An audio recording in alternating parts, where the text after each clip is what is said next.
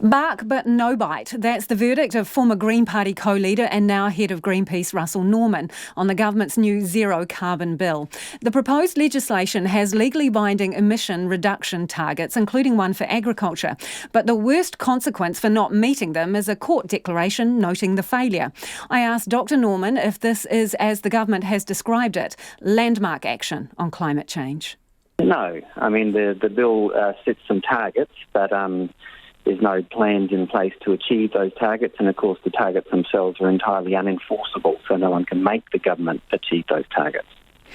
Well, let's look at this in a bit more detail. 10% reduction in biological methane, so agricultural emissions, in 10 years. How would you rate that as a target? Well, it's a bit short of the target, but again, I mean, there's a target and then there's actually reducing emissions. So the government has pretty much ruled out every tool to reduce agricultural emissions. So they won't put on a nitrogen tax, they won't ban nitrogen fertiliser, they won't limit stocking rates, they won't limit the dairy herd, they won't make agriculture pay for their emissions, maybe 5% if we're lucky. So the taxpayer has to subsidise those emissions to $1 billion a year. So it's nice, I guess, to have a target. But what I'm interested in is actual policy that will actually reduce emissions, and so far we've seen nothing when it comes to agriculture. Would you have settled for 10% reduction? If it was actually a reduction, if there were policies to reduce emissions, that's what I'm interested in. Targets are, they're just pieces of paper at the end of the day. So I'm just wondering, at what point is something worse than nothing? Well, at this point, remember, this isn't emission reductions. These are some targets in decades off. There's a climate commission, but it has no power to do anything to make the government achieve the targets. There's special provisions in there that say that you can't go to a court and force the government to achieve the targets. The court can give a declaration that the government isn't achieving its targets, but that declaration has no power. There's a special section there that says anything a government department does, if it's inconsistent with these targets, doesn't invalidate it. So government departments can carry on with doing whatever they like. I mean, when you look at the detail of the Act, I mean, it's very clear that there's no mechanism to enforce it and there's no policy behind it. So what would you like to see then in terms of a mechanism to enforce it? Well, I mean, if you take it as seriously as, let's say we thought that climate change was important as inflation, for example. When we look at the Reserve Bank, it has real tools. It can put up interest rates, even when might be politically unpopular. They can take a long-term view that it's in the best interest to achieve that. I think a minimum deposit for new houses, very unpopular politically, but they said it was important to do it to protect financial stability of the system. So if we thought that climate change was important as inflation or financial stability, then we'd give the Climate Commission real independent powers, for example, to push up the price of emissions under the emissions trading scheme. So we give it actual power to say, well, the government's not achieving the emission reduction goals, so we're going to push up the price of carbon in order to make sure that we achieve them. And we're going to do it independently because we're achieving the long-term goals that the country has set itself in terms of emission reduction, even if that results in increased carbon prices in the short term. If you model it off the Reserve Bank, if you think that climate change is as important as financial stability, and obviously I do, even more so, then you give the Climate Commission real independent power to achieve it.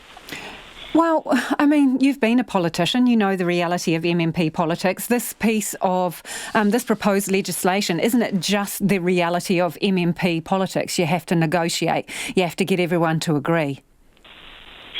I think that's absolutely true, and obviously New Zealand First and National are the reasons, I think, primarily why this isn't stronger. But let's not call it something it's not. I mean, it sets some targets, so it has a bit of bark, but there is literally no bite. You can't enforce the targets. There's no policy to achieve the targets. This government has done some really good things on climate change, for example, stopping new exploration permits for oil. But if you look at agriculture, it hasn't done anything yet. So that's what I'm interested in. I'm interested in the policies that actually reduce emissions. And I think it's very important that people don't get misled into thinking the government's doing all this stuff on climate change just by announcing some targets decades into the future with no policy to achieve them. That's not doing stuff on climate change. So what do you think? What do you think should happen then? Should the Greens have dug their toes in on this, or what? Well, I mean, I think that it's better to, it's better to be straight up front. I mean, if the government isn't introducing policies to achieve emission reductions, then I think we all need to know that, and then people can, become much more active politically, pushing the government in order to get the kind of emission reductions we need. But we shouldn't be kind of distracted by these targets, because the bill is black and white that they are unenforceable. They put it in the legislation. You can't make the government achieve these targets, and there aren't policies to do it. So, we need to focus on the reality, and we need to mobilise to achieve it. So, do you think the Greens are not being transparent in presenting this as landmark action? I don't see how it's action at all. It's nice. It's nice to have aspirational, virtuous targets in the future. That's a nice thing. But surely, what's most important is to have actual policy and real emission reductions.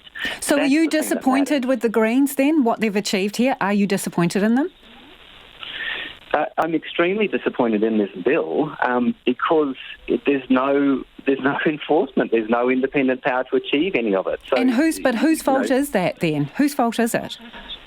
Well, I mean, it's obviously I'm not inside the coalition government. They've got to, they'll have to explain to themselves, to the rest of us, why they've come up with such a weak outcome.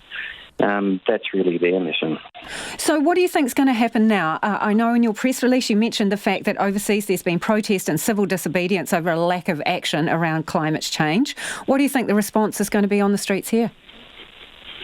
Well, I mean, I think that peaceful civil disobedience will continue until governments actually take action to reduce emissions. And it has been effective. I mean, the reason we have the exploration ban, the ban on new exploration permits, oil and gas, is because of peaceful civil disobedience. That's the only way it happens. So I think that people will continue to put pressure on governments that are being too timid.